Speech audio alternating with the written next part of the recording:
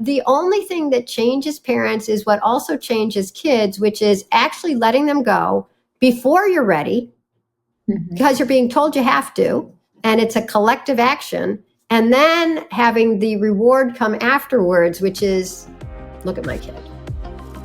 You're listening to Be Well by Kelly LeVeque.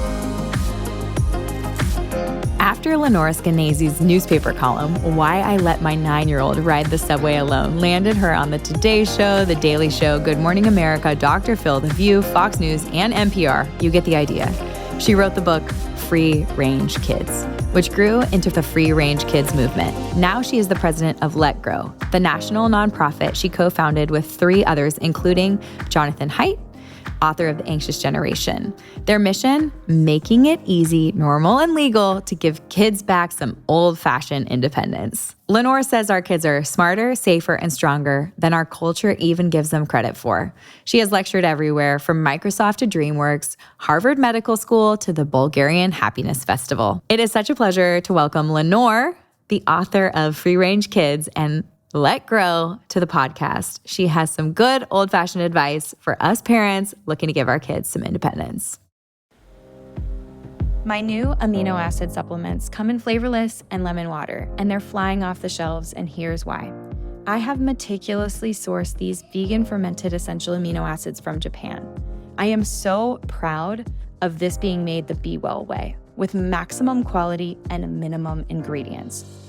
My flavorless is simply those vegan fermented essential amino acids from Japan. Our lemon water contains minimal ingredients of only organic lemon powder, organic citric acid, and organic monk fruit.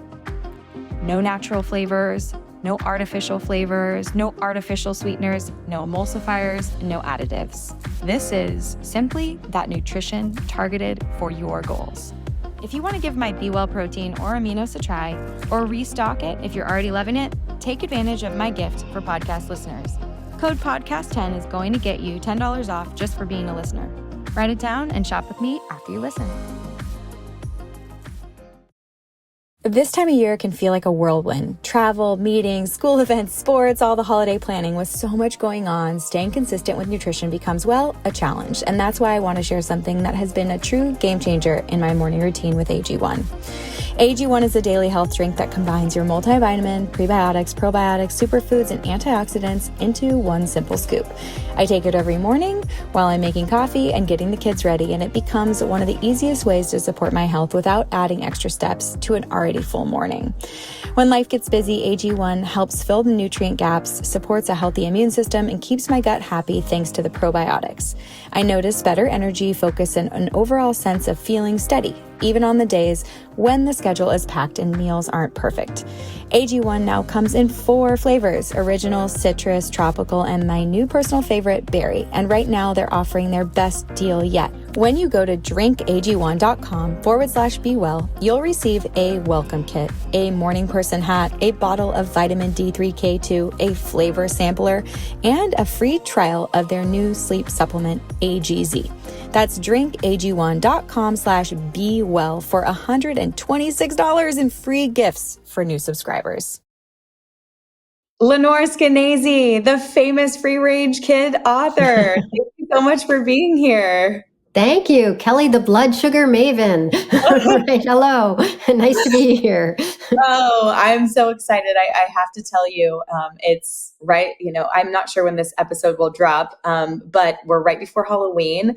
And my Halloween costume idea with my husband was that he could be a helicopter and I could be a chicken head, and he could be the helicopter parent and I could be the free range parent. So there you go. What'd he say? He's like, I think we should be Charlie in the Chocolate Factory. So I was like, yes. okay. Yeah. Maybe next year. We'll see if we can make that happen. The kids are the Oompa Loompas. That'd be really cute. Yeah. So we try to do a family costume. We're getting a little pushback, So Sebastian, my oldest, will just turn 7. So I don't know if it'll happen this year, but we love Halloween. And I thought that was pretty creative. And I was teasing him a little bit because sometimes I want our kids to have tons and tons of independence. And, he doesn't always want that. And so we have to meet in the middle Oh, somewhere, which that's so interesting. Okay, usually I have to say, it sounds sexist, but I've seen it enough that it's usually the mom who's a little more hesitant to let go, and the dads were like tossing the kids in the air and saying, "It'll be fine, kid, and let's get on the merry-go-round." So it's reversed with you. yeah, I think maybe because our roles are reversed. So Chris is a stay-at-home dad, and he has totally taken on the safety officer role here, Right. and also he is just very respectful of our house and our couches, and like the jumping Oh, off the walls thing is a little bit chaotic for him. So he's like, "Let's go to the park," but okay. Park's yeah. better. As long Right. as long as we're doing it, it's good. Yeah. But I'd love to jump right in for people that don't know you. This whole thing started with a column that you wrote that was titled Hmm. "Why I Let My 9-Year-Old Ride the Subway Alone," and you were met with so much backlash and people freaking out that you were an inattentive parent. So can we talk a little bit about? Inattentive, what a nice word. I'm As sure you opposed were. to horrible, Yeah, heedless, demonic, right? yeah, Neglectful, right? yeah, Call Child Protective Services, 911 parent. So, yeah. so do you want the little story of what you're Yeah, talking about? let's talk about Okay. how it all started. So it all started back when we have two sons, and back when our younger one was 9, he was asking me and my husband if we would take him someplace he'd never been before in New York City, where we live, and let him find his own way home by subway. And he was asking that because we're on the subways all the time. We're not homeless, but we're on the subways just getting places like 6 million people here do every day. And so my husband and I talked about it, and we decided, well, it's not beautiful in the subway, but it's pretty darn safe. We've been riding it for decades, and it's been fine. And so we decided yes. And so one sunny Sunday, I took Izzy, that's our son's name, to Bloomingdale's, which is a fancy department store where I would have never had any reason to bring a 9-year-old child. And I left him in the handbag department because the handbag department is right over the actual subway entrance. Like you can go down from there and you're in the subway. And I went one way and he went into the subway. He got a little lost, we found out later. But anyways, he talked to a stranger. It was fine. Stranger told him, "You're on the wrong side." He went to the correct side. He took the subway down several stops. He got out at 34th Street, which we know miracles happen on that street. Macy's Yeah. down that way. Anyways, then he took the bus home and he came into the apartment levitating with happiness and pride, and I did it. And I didn't think it was that big a deal. And I was a newspaper columnist, and I didn't write about it right away because it didn't strike me as column material. But like a couple months later, when I had nothing to say, I was like, should I write about Izzy taking the subway alone? Is that a story? And she said, "Oh, yeah, it sounds like a nice local piece. Sure." So I wrote "Why I Let My 9-Year-Old Ride the Subway Alone." And 2 days later, I was on the Today Show, MSNBC, Fox News, and NPR, Fox News and NPR, defending myself and really getting grilled about horrible things that hadn't happened. But in the minds of the interviewers, what if they had happened? And it's like, I don't interview about what if you'd been, chased by a hyena on your way to work. I don't. What if you'd been, T-boned by a tractor trailer on your way to work? But they were saying, what if he'd been kidnapped? What if he'd been killed? And it was just so disturbing that these hypotheticals were being thrown at me as a reason that I was not a good enough parent. I wasn't thinking about all these worst case scenarios. So that weekend, I started a blog and I called it Free Range Kids. And then I wrote the book, Free Range Kids. And now I run Let Grow, which if anybody's watching on YouTube or whatever, Let Grow is the nonprofit that grew out of Free Range Kids that's trying to make it normal to give kids back some independence. Yeah. That's it. Wow. I feel like it is ingrained in parents, and depending on your upbringing or what your parents said, the fears and anxieties of the worst case scenario can kind of pop into your brain. I feel like for me, there were specific times in postpartum where that anxiety of like, I'm going to drop the baby walking up the stairs or down the stairs, or Postpartum's is the a little, worst. like that's the strongest Yeah. time for me. But I would say I feel pretty lucky that it's not, one of my biggest fears, obviously, and I've figured this out through like executive coaching and actually like therapy too, but is that something horrible would happen to my children. And I think that's every parent's biggest fear, that your goal is to protect your child, to keep them safe, to keep them, just to keep them in this container where they can live their best life and to their genetic potential, to their, intellectual and social, emotional growth. Yeah. You just want to be there for them and like be this platform that allows them to rocket into outer space, right? And be the best version of themselves. And so it is normal, I think, for parents to have those fears of like, well, don't play in the street because what if the UPS driver, he's driving really fast and Amazon trucks they're driving so fast nowadays and there are so many kids and there's teenagers on our street or whatever.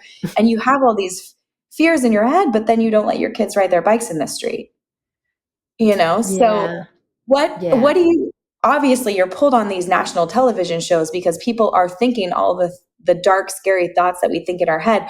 Why do you think they're being perpetuated and exaggerated nowadays at this like insane level that makes us all feel crippled and paralyzed in parenting? That's basically, you've just asked the question that gets me up every day. The 9-year-old who rode the subway is 27 and married at this point. So it's been a long time perseverating on that question, but you nailed it. It's not that parents haven't always worried. Parents have always wanted their kids to survive and thrive and go on to live, happy and productive lives, and also love them and, and have joy in their lives as well. And that has not changed, I don't think, since the beginning of time, and probably since the beginning of our species. Maybe all species want their kids to thrive. But what has changed, and I'm so happy you mentioned this immediately, is that the fears are exaggerated. And I don't think the fears are exaggerated about playing in the street. That's nothing that either of us would ever recommend. But the fear that simply letting your kid do anything outside of your sight lines is automatically going to put them in danger, that's new. And I have a couple ways of sort of illustrating it. And one of them is that, so the other day I was giving a talk in Denver, and I ended up meeting somebody and going to visit their home. And he showed me that his daughter, who's 6, lives directly across this incredibly quiet, nothing going on street from her best friend. But he won't let the daughter cross the street, even though I didn't see any cars coming. It's like, this is as quiet a street as I've seen maybe in my lifetime, right? Aside from maybe in the Sahara or something, there's just nothing going on the street. And if it was, you could see all the way over there and you could see all the way over there and you could use your ears and you could use your eyes. And it's like, why can't you let her cross the street to her best friend instead of like, well, you can go over when I'm free and I can bring you there and walk you the 2 seconds it takes to cross the street. And the reason was just what we were talking about, like anything terrible could happen. And it's like, we're sort of lazy. We go anything.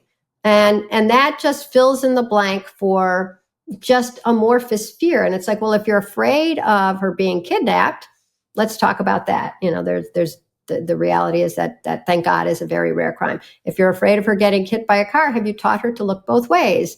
Have you taught her to make eye contact with the driver? Have you taught her to listen? I mean, there are things that we've always been tasked with doing for our kids, which is teaching them how to be in the world. But now, as you said, why put them in the world when we could just keep them in this bubble?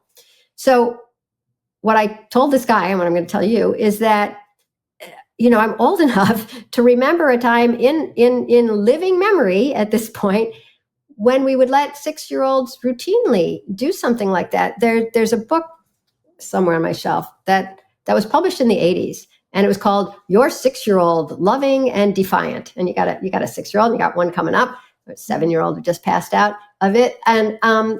And it was part of a series of, your 5-year-old, jerk or delight, your 4-year-old, get him away, but I love him, whatever it was just a whole series.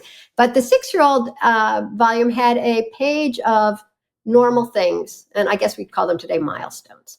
And it was like, can they tell their right hand from their left hand, which admittedly I sometimes have trouble with. So don't count that against them. Can they stand on one foot for 10 seconds? Can they count to 100 by tens? And then, of course, can they go 8 blocks in any direction to the store and school and to a friend's house? And it's like, wait, what? 8 blocks? That's like half a mile in any direction, a 6-year-old. And if you look back, even at the parenting magazines of that era, it was like a good parent let their kid go and do things. And if you were starting to think, but what if, it was like, Mom, you got to let him go. That's good for him. It's good for you. And that's flipped. And so that's how you know that it's a cultural change and it's not innate. We all want our kids to be safe and happy and everything else.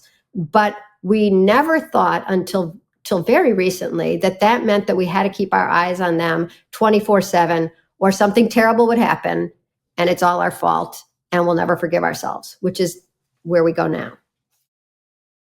I choose Function because it's the only health platform that gives me data most people never get and the insights to start doing something about it. Inside Function, you get access to test over 160 lab tests annually, from hormones to toxins to markers of heart health, inflammation, and stress. For an additional fee, you can also access MRI and chest CT scans, all tracked in one secure place over time. It's nearly a 360 view to better see what's happening in your body. And that's why top health leaders like Dr. Mark Hyman, Dr. Andrew Huberman, and Dr. Jeremy London are all behind Function. Now, when it comes to gifting, I love to give the gift of health, not just stuff. So if you want to give someone something truly meaningful this year, give them clarity. This is a place where you can track everything in one place. And for the person who has everything, this is the one gift they'll actually use. So this is why I'm gifting Function this year. This is a gift I'm giving to people I care the most about. Because most gifts fade, this one helps loved ones stay healthy and track their health over time. So whether you're gifting a membership or buying it for yourself, you can own your health for $365 a year. That's $1 a day. Learn more and join using my link. Visit www.functionhealth.com/BeWell by Kelly and use the code BeWell100 for a $25 credit towards your membership. If you're like me, trying to eat cleaner, get more protein, and still actually enjoy what you're eating, you've got to try Maui Nui. They source their meat from 100% wild harvested axis deer on the island of Maui, one of the most nutrient-dense and sustainable red meats you can eat. It's naturally lean, incredibly high in protein, and loaded with bioavailable nutrients, thanks to Hawaii's rich volcanic soil. And once a year, they release something truly special, the Reserve Holiday Roast. Every holiday, I look for one dish that brings everyone to the table, something that feels special. This year, that's Maui Nui's Holiday Roast.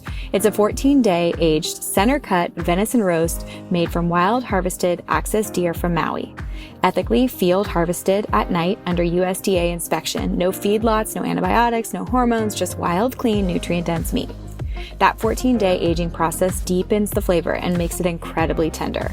It's naturally lean and high in protein, 22 grams of protein per 100 calories, with just 1.5 grams of fat per serving. And because the animals are harvested stress-free, the flavor is clean, rich, and pure. Prep is easy too. All it takes is simple salt, steady heat, and time to rest. What's already exceptional becomes truly memorable.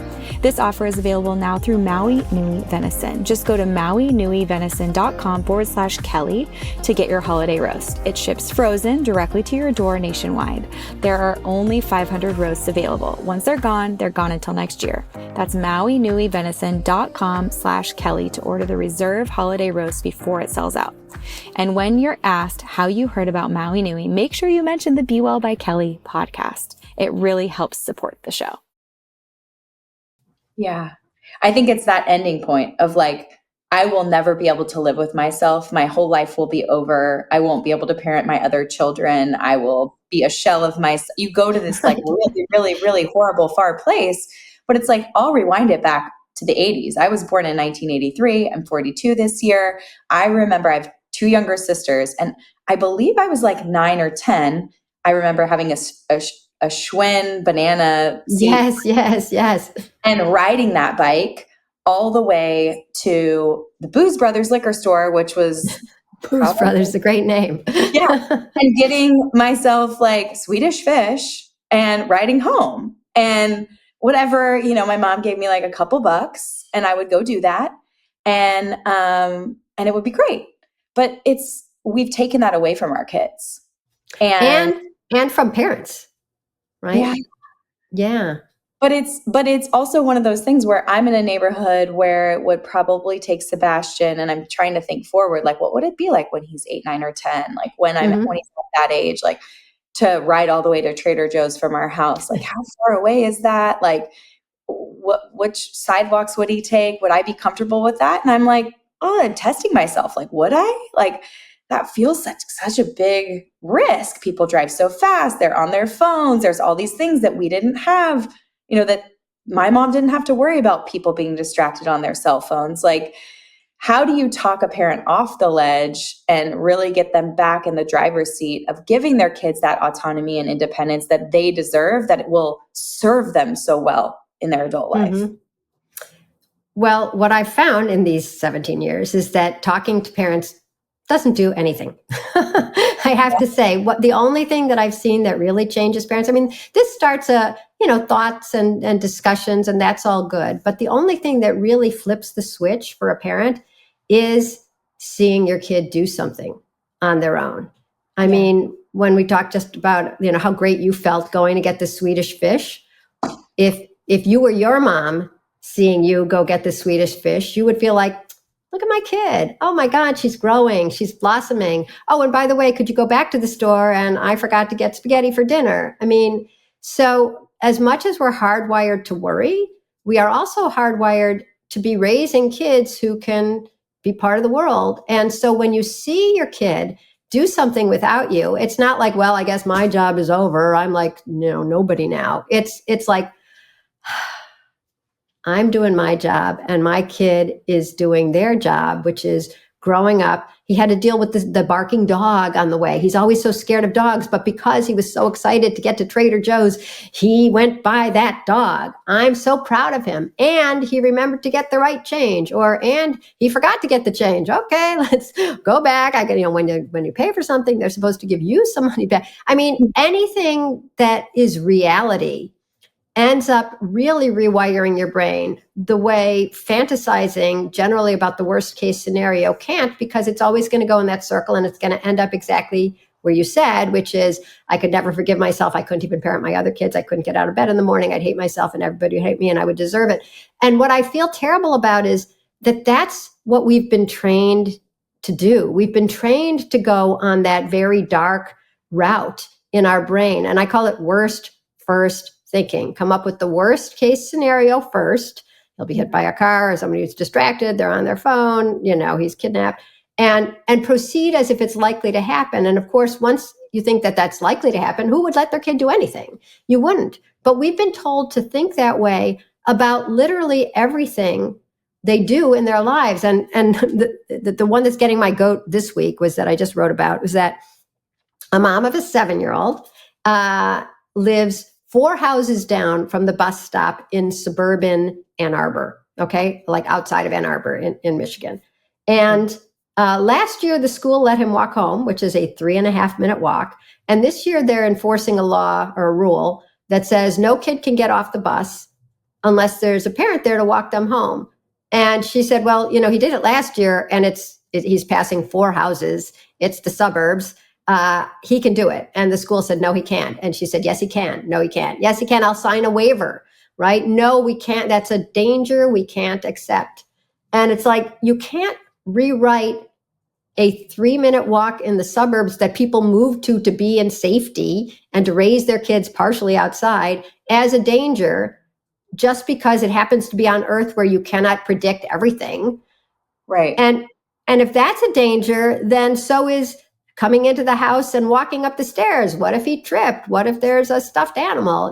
What if he chokes on a dime? I mean, you can't pretend that everything kids do is outlandishly dangerous. And one of the things that I feel bad about today's parents is that they're not even allowed to exult in the fact that we've gotten rid of diphtheria and we've gotten rid of, polio, and cars. People are distracted, but the braking systems are better, and there's more visibility. There's fewer blind spots in today's cars. So we're not allowed to say, "Wow, are we lucky to live in the safest times in human history?" And instead, we're like, "Well, 4 houses. I don't know. That seems kind of dangerous to me," and it's not.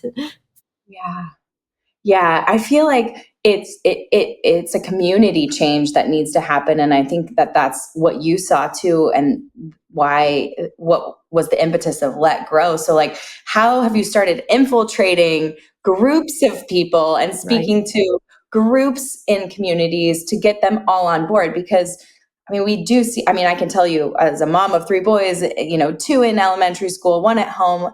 It really you parent a lot, not to say like to an audience or like with a group, but there's But a it lot of is, group think when it comes to, are we giving our kids cell phones in high school or is it happening in junior high? Are we allowing them to play at the park by themselves together, or does someone need to be there? It always feels like the more, I don't want to say like super attentive or helicopter style parent ends up sometimes trying really. to, they Yeah. drive the decision making for the group, if they feel unsafe or insecure doing something like that. So how are Mhm. you starting to change the narrative in the community? The what you're talking about is social norms, right? What does the group think makes sense, and what is outside of what is outside of propriety or safety or whatever.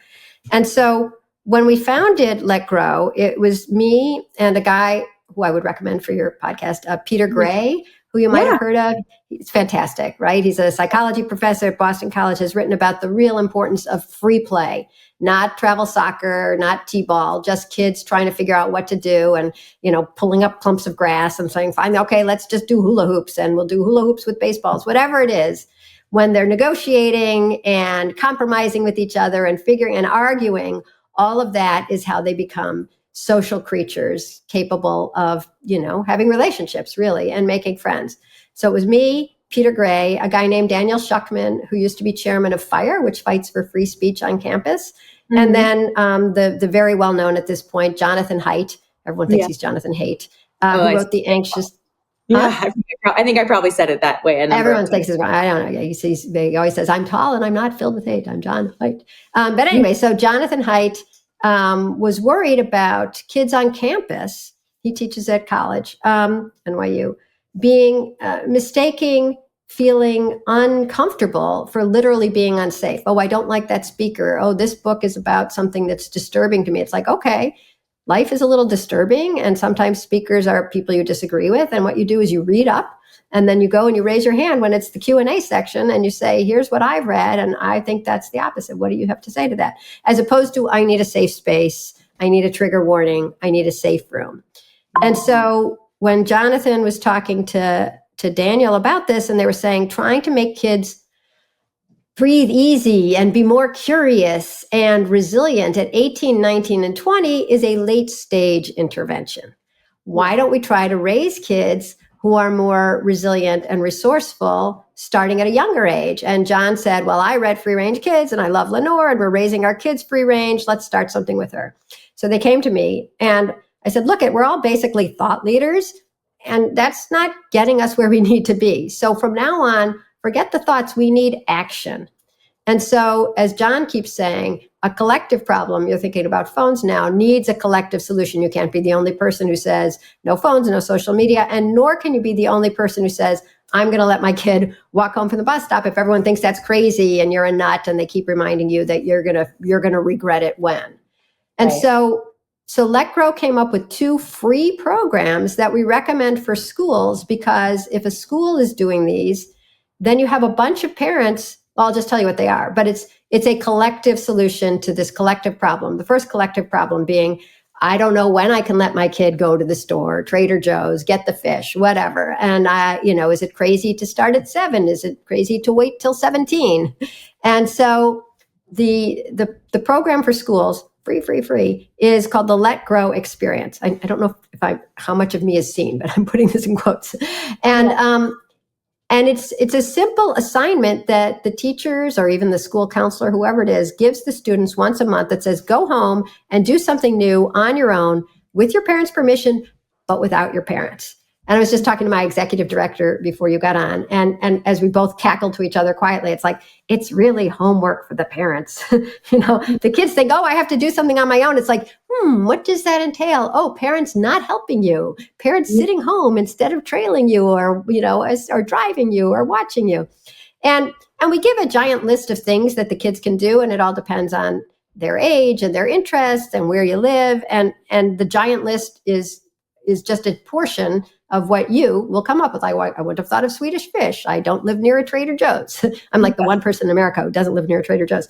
So then for 1 month, it's like do something for your family. And the next month it's do something with a friend. And the next month it's do something, for the community or in your neighborhood. And so then the kids have to go do something. And they do. They make pancakes for the first time, and the parents are amazed that they didn't burn themselves. Or they go to the store, and the parents are amazed that they brought the milk home. Or they go to a friend's house, and they and the friend go to the movies. And it's like, this is the most exciting thing that the kids have ever done in their lives.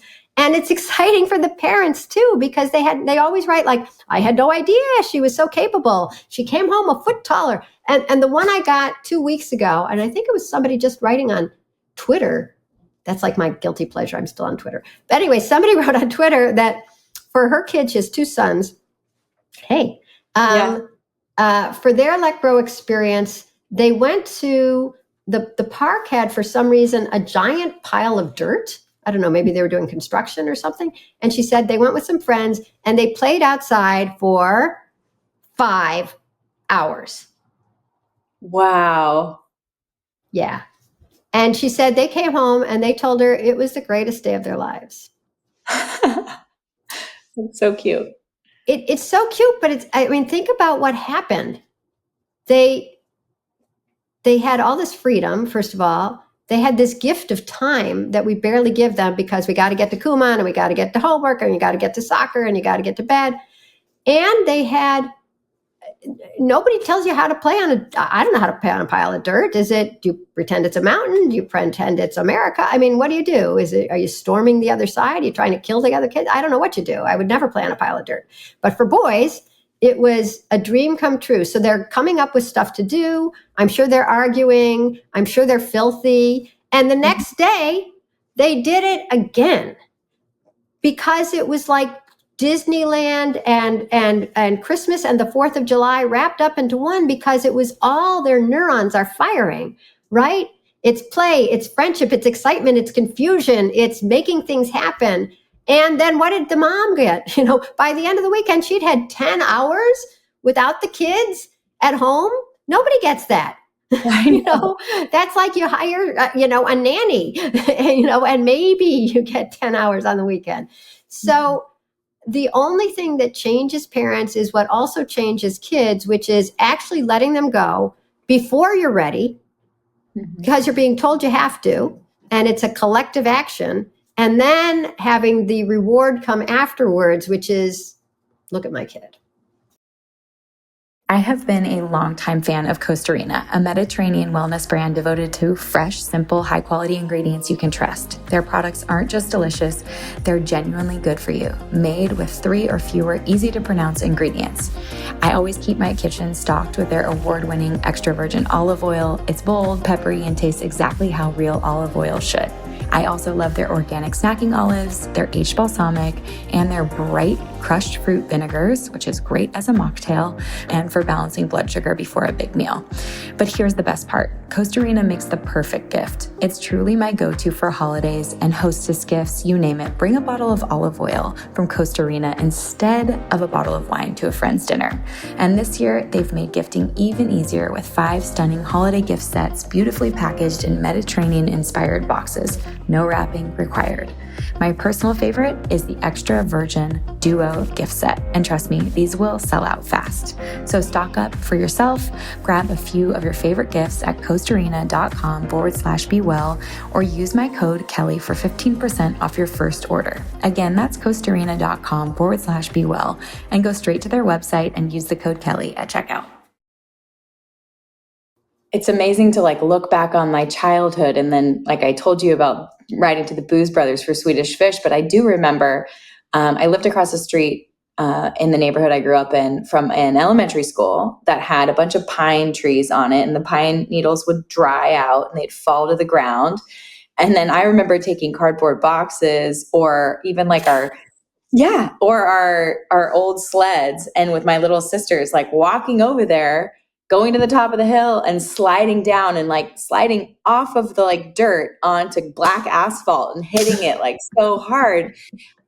I don't remember my mom being anywhere near me, which is so fascinating to me now, because I think she just gave us so much more independence and I'm not seeing any of that in my community with the parents. So I love this idea of getting the community involved to get our kids moving and out in nature and riding to the park by themselves. Is there a specific age that feels safe, that feels like maybe unsafe to the parent, but safe to you as an expert in this space? Like push them, get them out the door, get them to the dirt pile, get them to the pine needles. How are they going to, like when is that? Well, the namby-pamby answer is every child is different. And that's true. But when I talked to Peter Gray, who did write this really thick psychology textbook that's used across America, including at Harvard, he says 5. Wow. That's amazing. It is amazing. But you know what? I walked to school at 5. I had a stay-at-home mom who quit her job to stay at home, and she stayed at home. The actual definition of a stay-at-home mom used to be that they stayed at home while you went and did things, right? And she didn't follow me. She didn't trail me. She didn't track me. There was no tracking. And the thing that I feel is like one of the reasons that parents today are so much more anxious and worried, and we'll talk about anxiety in kids in a second. But one reason that parents are more anxious, I was going to say we, but I'm like grandparent age, but for some reason you and your peers are more anxious is because you do see everything that the kids are doing. If you're with your kids, if you're following them, if you're playing with them, if you're watching them, you'll see everything they do that's dumb or dangerous. It's like if your mom was watching you slam into the asphalt, she might go, oh my God, never again, Kelly, that's terrible. But by not seeing, she let a couple things happen. One is natural consequences. Obviously, if it really hurts, you're not going to do it that way, or you're going to, put some bubble wrap at the bottom or a blanket or something. And then also she let you take care of yourself. And then she was also building something that we don't talk about at all, maybe because I've made it up, but I think it's real. And I call it the trust muscle, which is that when I walked to school at age 5, as we've established, and I went around the corner, my mom didn't see me or hear from me again until I came home at the end of the school day. And therefore, she got used to thinking, well, everything must be okay. I haven't heard anything. Everything must be fine. And you build up the trust that like your kid can walk to school. It's going to be fine. The school is going to be fine. The walk home is going to be okay. And that would allow her to breathe easier. That allowed every parent in her generation to breathe easier because she wasn't going to these dark places. She was going to this calm place called trust, right? And now that we have a way to quote unquote give us peace of mind because we can track them or we walk with them you don't actually develop that sense of calm because the only thing that's giving you calm is either checking the tracking app, the AirTag, the Life 360. And in psychology, they talk about you're accommodating your fears as opposed to, learning to live with them and then have them sort of start receding. And so a lot of what we think of as, well, we're so nervous. Here's a great answer. I'll do Life 360 and I'll just watch my kid every time and that will let me breathe easy. It's like, weirdly, the breathing easy comes from knowing less and watching less and starting to trust your kid, your neighborhood, the odds, perhaps a higher power, something other than you checking. That's the only thing that gives you peace of mind. And that's why it's called peace. Right? Because it's not called checking, it's called peace of mind. Right. I mean, that's really, just really powerful for me. And not only just thinking generally about parenting and allowing more freedom and knowing that more freedom will bring me more peace because I'm not hovering and I'm not seeing like, oh, you're at the edge of the tree and you're going to fall. From there, you would fall and break your neck. And then all of a sudden, I'm not going to trust you to climb a tree when I'm not there. But I think it also extends to social media in general. I was talking to another parent friend of mine who's an entrepreneur and pretty busy. And she's like, well, just I don't spend any time on Instagram anymore. I'm only on TikTok because TikTok is light and easy and breezy. And Instagram is like, hey, would you like to have a fear about a bouncy ball? Never give your kid a bouncy ball again because this one kid with this one time with this one bouncy ball, and you're just like, I know where that story's going. I don't need to think about that. But now all of a sudden I have a new fear that I never knew that I needed to have embedded in my brain about a bouncy ball or a bike or riding to school or climbing a tree, or that one time they were playing, soccer, or it's just like you could have fears about literally everything when you know everyone's business and every horrible thing that's ever happened with any toy or sport or nature. So what is your advice for parents when it comes? I mean, some of us have built a business on social media, so that's really. Right. But, You'll only follow Kelly and Lenore. Right. what's your? I mean, like, what is your Yeah. advice when it comes to parents knowing too much from external sources? Yeah. I mean, that is really one of the reasons. Like, so people wonder sort of what happened, like, how did childhood change so dramatically from what I'm remembering and even from what you're remembering? And it's that, you can see media encroaching on parenting starting, as early as the 80s with cable television, which gave us, actually the 70s gave us action news. Somebody figured out in Philadelphia that all you had to do was give a reporter a police scanner and a microphone, and they'll always find something horrible, and they'll always be standing in front of a pool of blood. So action news started in the 70s. Cable news and cable television in general started in the 80s. That gave us the 24-hour news cycle, plus so many more television shows. And the easiest way to get people's attention is to show something horrible happening to an innocent child. It drives us all crazy. And there's some weird feeling of like, well, I'm doing something good for that child by watching that TV show and shaking my head.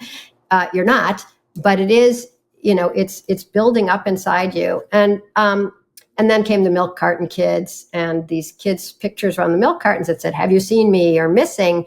And there was never a little asterisk that said, I was taken by my, a parent, my divorced parent in a custodial dispute, which is what most of those kids were, or runaways. They weren't taken by strangers. Stranger danger is extremely, thank God, I'm literally knocking on wood, extremely rare. So the more that we've gotten, and then along came the internet, and the screaming headlines and outrage. And so the more connected we got to at least the media, and the media being invested in telling us the worst case scenarios. And sometimes you can't say cars are dangerous. We all know that. But balloons, who knew that balloons were dangerous? Who knew that, that you shouldn't have any jewelry, it could choke a kid? Who knew that?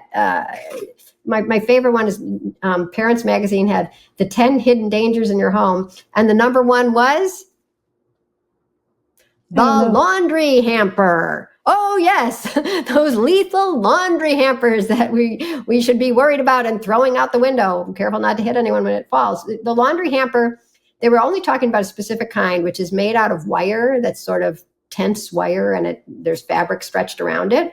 And I used to be a freelance reporter. I know what it is to have to find these stories. But somebody found a story where the wire had come loose from the laundry hamper and hit a kid in the eye and sliced their cornea. Okay, I'm sorry. I don't want your listeners / viewers to start worrying about that now. But it's like, first of all, how many kids are playing right next to the laundry hamper? How many laundry hampers are poorly made? How many kids are not wearing glasses and their eye just happens to be there? It's like that one person that they found, but now it's at the top. A Parents Magazine, the thing that's supposed to be giving you interesting and important information on how to raise your kids, is saying even a laundry hamper is too dangerous for you to have near your kids, and here's why. So they just come up with outlandish things to make you afraid. So first of all, try to dial it back, or try to follow some, go to TikTok instead of Instagram. Go to follow some people who are not insanely trying to get your attention by scaring you to death.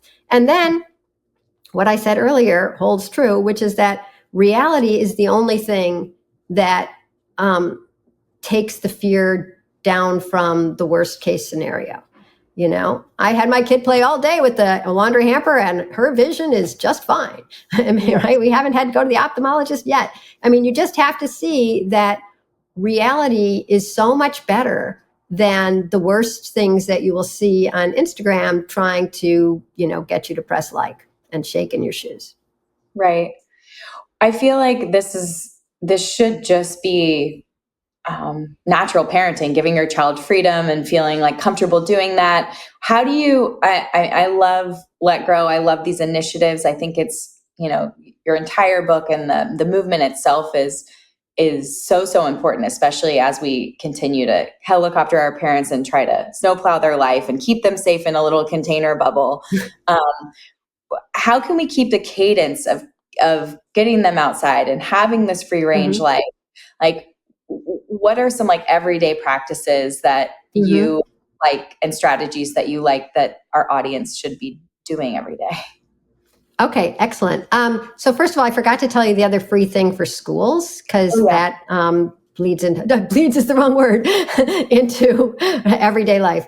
But we also suggest that schools stay open for what we call a Let Grow Play Club, which is just keep the school open for kids to hang out, right? In real life, making their own fun. And you put out, some balls, God forbid, and some chalk and some,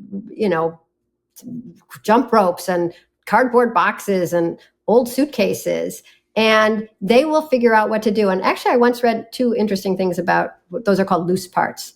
One is that the more different things you have, the sort of the calmer the kids are with each other, because I want to play house in the box and you want to play I'm going to work with the suitcase, and then there's a bunch of boys playing soccer over on the other field. So it's like the more options they have, kids just sort of sort themselves. So that's one great thing. And then you'll find this example in The Anxious Generation, because I helped John with the chapter for schools and for parents. But it says somebody told me, always have some giant sandbags, full sandbags out there. Do you know why? It's because you can't move them alone. Wow. I love that. Isn't that so great? It's like, and supposedly, whoever's telling me about this, a guy named Tim Gill in England, even kids who don't like each other, it's like, come on, we got to move this. We're building the fort, and you're getting upper body strength. But really, when you think about how to kids get friends, it's you're doing stuff together and you have fun together, and then you want to do stuff together again, and then that becomes your friend. And we keep thinking like, well, that's not so important. What's really important is how well they do on their tests. And it's like, really? Because what is the rest of your life? Are you taking tests with bubbles? Or are you trying to, make your way in the world with humans and maybe find a relationship or two that's very satisfying? Yeah. So the latter, please, preferably. Thank you. Yeah, right. That was a rhetorical question, but yes. And so we say have mixed ages also, because the older kids end up, there have been studies, I hate the fact that there are studies, but there are studies that show that if there's kids who are like 3 years older than the other kids, they end up feeling like empathic and sort of like I'm the grown up and you're the kid. And then the little kid over the years becomes the grown up and, on the playground. And all these things are what Mother Nature expected kids to be doing. Arguing, having fun, coming up with a game. That's boring. Let's try it this way. And we keep having to teach kids social emotional learning now, and breathing exercises and yoga for in utero. And in fact, these are a lot of the skills that they would learn if they were just playing. And it's a more joyful way of doing it too. You're not sitting on the rug doing your breathing exercises. So a Let Grow Play Club is great at school, and it works whether you're in a dangerous neighborhood and the kids can't go to the park, or you're in a fancy neighborhood and they don't go to the park because they're all going to travel lacrosse. So if you keep kids at school, and the school can charge for it or not charge for it, and you can have, whoever is overseeing it just acts like a lifeguard. They don't organize the games. It's just different from recess. It's different from Little League. It's just free time in a no phone zone. Right? Because if your kids go home, they're going to be on a screen. So you asked, what can parents do right now? So one of the things is go to your school and say, can't we have play club after school as one of the offerings? Wouldn't that be great? I would sign my kid up and Kelly would sign her kids up. So that's one thing. Ask them to do the Let Grow experience. And since they're free, you're not saying spend money on things. You're just saying, consider looking at these. But then I've heard a couple of good things that parents themselves can do. I got 3 things. One is start Free Play Fridays, which is actually, I heard there's a blog post that's waiting to go up about a kid who started one. But a Free Play Friday is at your local park.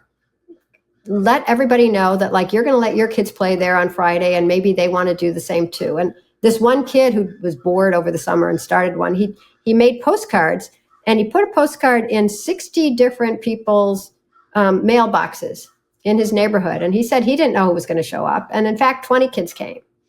So, and then that just kept coming, like, okay, every Friday afternoon, 3 to 5, 4 to 6, whatever it is, it's going to be free play Fridays. And I've heard of that happening in neighborhoods, and it's joyful. And then the hope is that then they'll do it the next day, like the dirt pile kids. It was so fun the day it was planned. Let's do it on the next day, just spontaneously. That's idea number one. Idea number two is a lady wrote to me from California. Maybe she's not far from you. I realize it's a big state. Who started something she called a friendship club. And that was that her son, I don't remember, I think like 8 or 9, had about 4 or 5 friends in the neighborhood. So she talked to all the parents and said, how about we do this club, quote unquote, where like if my kid is free and he knocks on your door, you're not like, how come you didn't call first? You say, oh yeah, my kid's free too. You guys can play inside, outside, you can go to the park or whatever. And that they all made this pact with each other, that it's not considered free babysitting or presumptuous for, you to send your kid down the block to knock on Kelly's door. And if she's not there, knock on Lenore's door. That's just what we're going to do. And that was what my childhood was anyhow, but we didn't call it a club. It was just normal life. But okay, call it a friendship club. It's cool. And then other kids can join. So that's idea number 2. So free play Fridays, friendship club.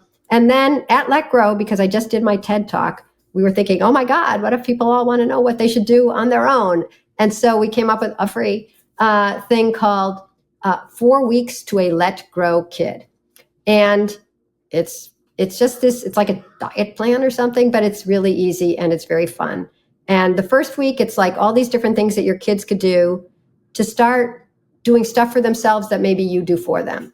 Maybe they can get themselves out of bed, with an alarm clock. Maybe they can make their lunch or learn to tie their shoes. A lot of kids don't tie their shoes even into middle school. Just learn some of the basics. And, kids might grumble, but it feels good to not be a baby. It feels good to be trusted to have some competence and responsibility. Mm-hmm. So you got to sort of ignore the, why don't you, zip up my jacket? It's because you can zip up your jacket and I trust you.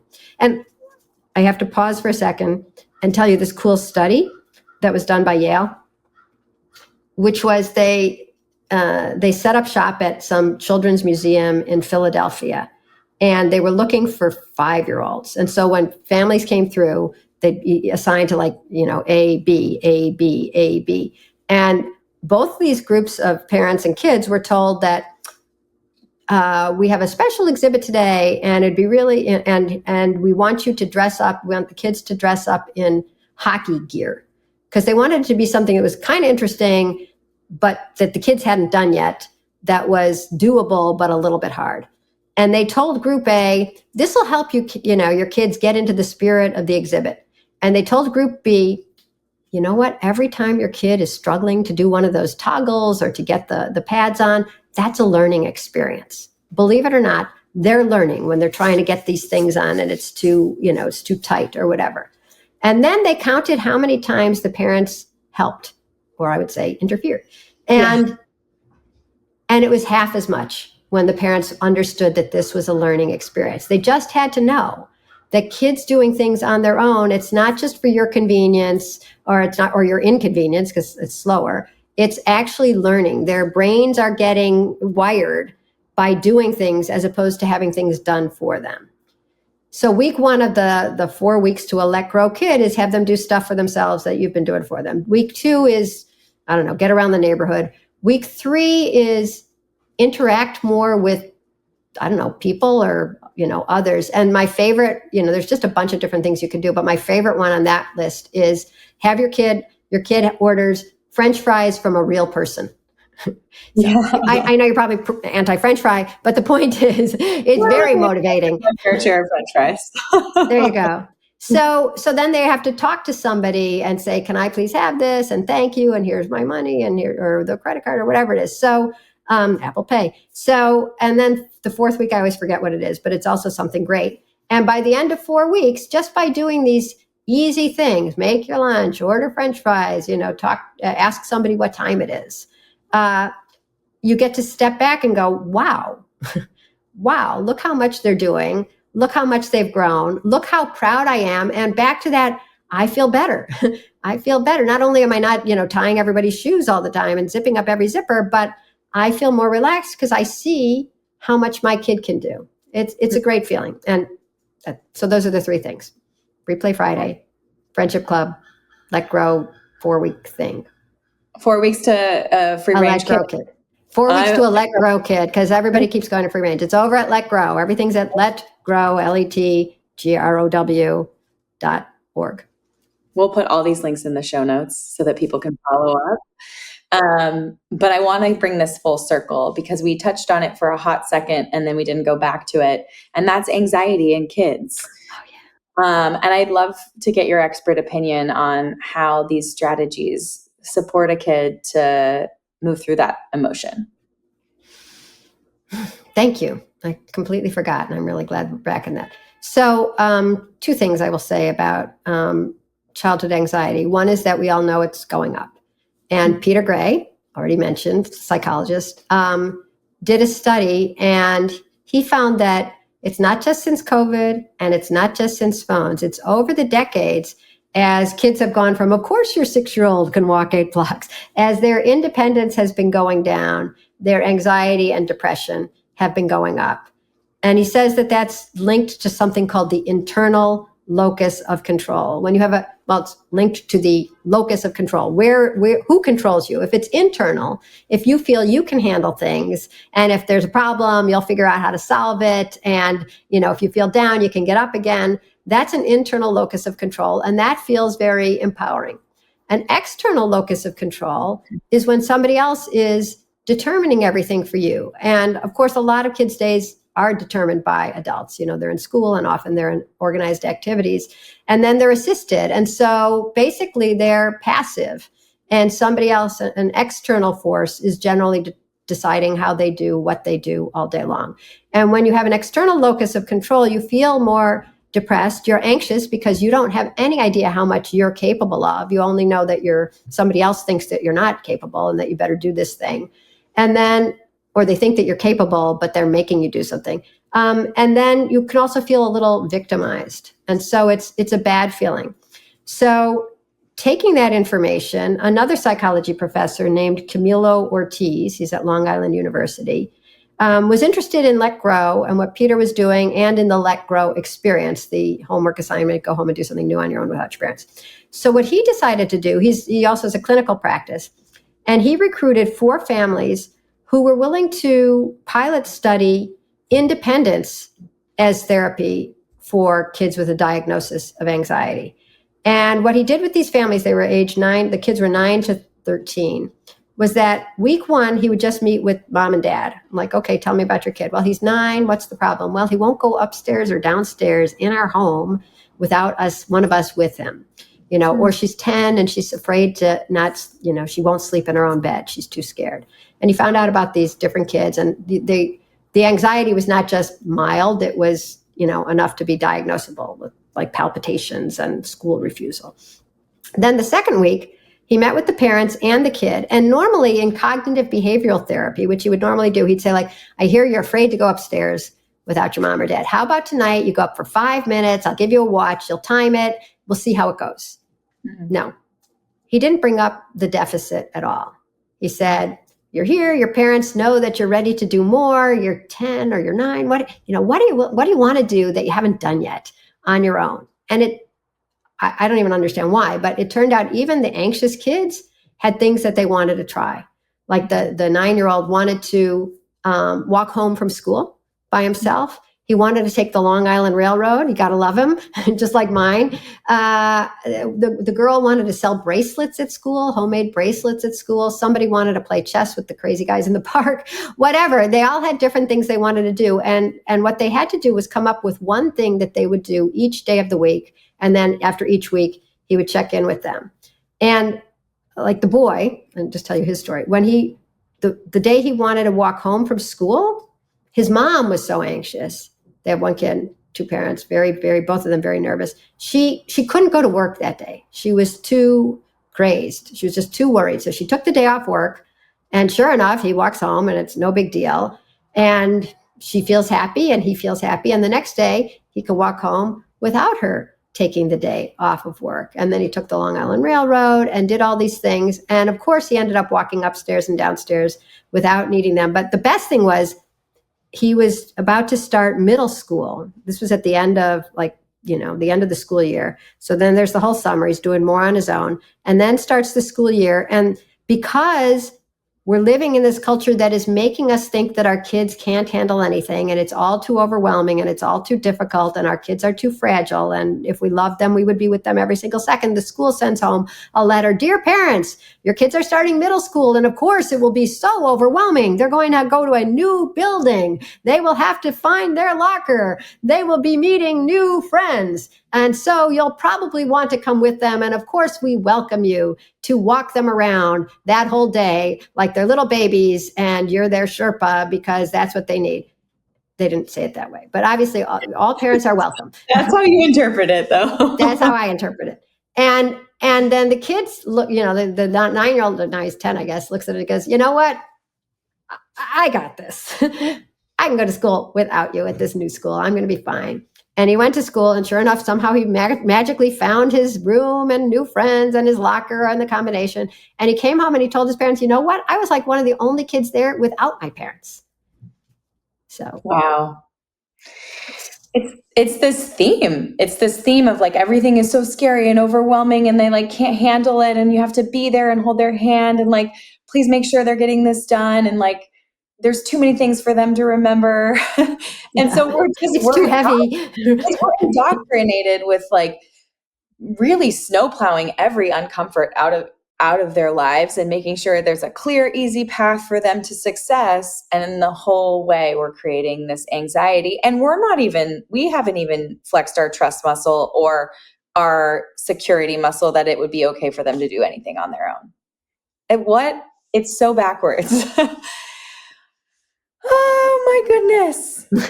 Lenore, thank you for being this like voice of reason and for clapping back, because it is just, like I just think about the joy that I had in the independence that my parents gave me. And my parents were on me. I mean, they were not, I actually look back and I think that I had more independence in junior high and the like 4th and 5th grade than I did in high school. I think high school then all of a sudden became scary because my mom, there were so many more variables around whether I was in a car, whether there was a party with no parents, maybe there was alcohol, maybe there was, boys. And then it became really, really scary as a mom of 3 little girls. But I had so much independence leading up to that point, that and I have so many really joyful memories of creating that independence in me. And I can see that independence and that locus of control, even in my own life as an entrepreneur. I loved working for some of the businesses I worked for. I was in cancer genetics for 8 years before going back to school for nutrition. And even in those roles, wherever I was given independence, that's where I thrived. Whenever I was given a leadership position or was able to support other team members, that responsibility and, passion really came through in what I was doing. But there's nothing like being the captain of your own ship and having that as much control of your own life and you're totally responsible for when you fail and fall flat on your face, and you have to learn from those experiences. But there is nothing like it. And I can see how those experiences in my youth have really cultivated the need for it in my adulthood. What's amazing is that everybody has that need. Yeah. Everybody has the need to feel like they're competent, feel like they can live in the world, feel like other people respect them. And you're thinking about how to give that to your kids, and I appreciate it. And I love the way the gears go from your childhood to what you're giving your kids to who you are today, because it's all connected. Wordsworth said that the child is father to the man, right? You're a child. So your child is like the oldest part of you. And so, yeah, have them thriving. And I realize it's difficult, but I hope your listeners understand that I'm mad at the culture that is taking away our guts and replacing it with fear and recrimination and guilt and worry. And all I'm trying to do is like say, that's from the outside. Of course, we've always worried about kids, but we've always trusted them to also thrive and do some things without us. And it's just new to say that that's bad and too scary. And that's the bad part of our culture that we have to fight against. And you are the one really taking the megaphone and screaming it to all of us. And I appreciate it so much because I like screaming. Shedding light on all of this is what allows us as parents to go like, wait a second, you're totally right. I can relate my childhood to how I am in my adulthood, in my entrepreneurial life, and my, just my drive has a lot to do with feeling like I have control over my outcomes and that I am not a victim. And I don't want my kids to feel like a victim. And I don't want, it can infiltrate really easily, whether it's just like a theory or I don't know, like a theme or a thought. Like even just when I hear people say, I'm so stressed, I'm so busy, I'm so stressed, I'm so busy. And you're like, well, if we keep, and this is something that I am very aware of, that I can get in the habit of saying during a busy season that doesn't need to creep into a non-busy season. It was like, I was busy. I had a stressful week, but it doesn't need to be like my life is that way and I need to be on this hamster wheel. I have to actively stop myself and say, no.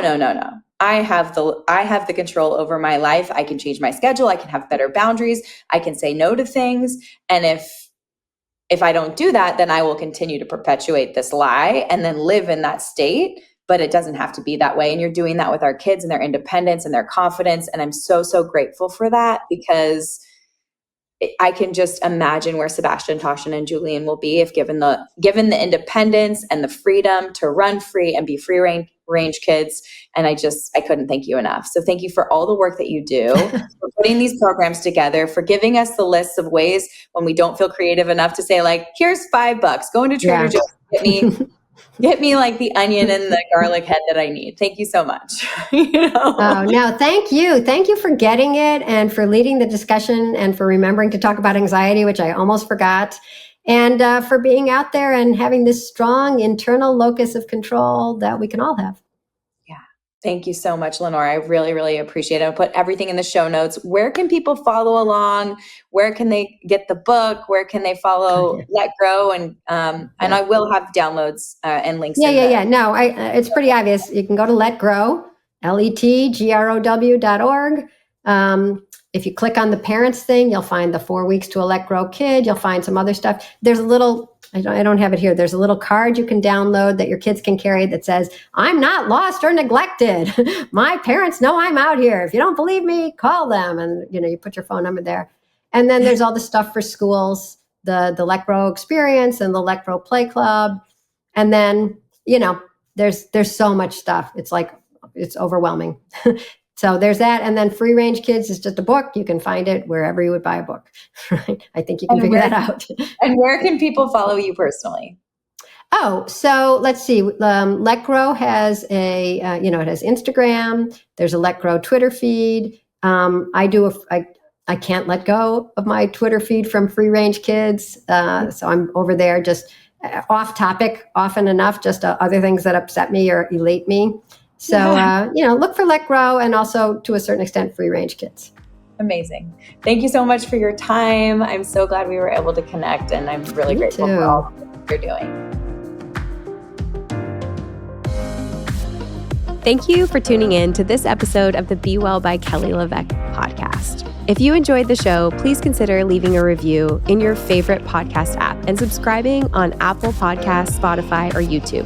We're also excited to share that full-length video episodes are now on YouTube and Spotify, so you can watch along as you listen. The best way to support me and the show is by sharing it with your friends and family. Your recommendations make all the difference. This is a Wellness Loud production produced by Drake Peterson. The video is recorded by Luke Rodriguez and edited by Jesse Trout. Sound mixing is by Mike Fry. See you next time. The content of this show is for educational and informational purposes only. It is not a substitute for individual medical or mental health advice and does not constitute a provider-patient relationship. As always, talk to your doctor or healthcare team first.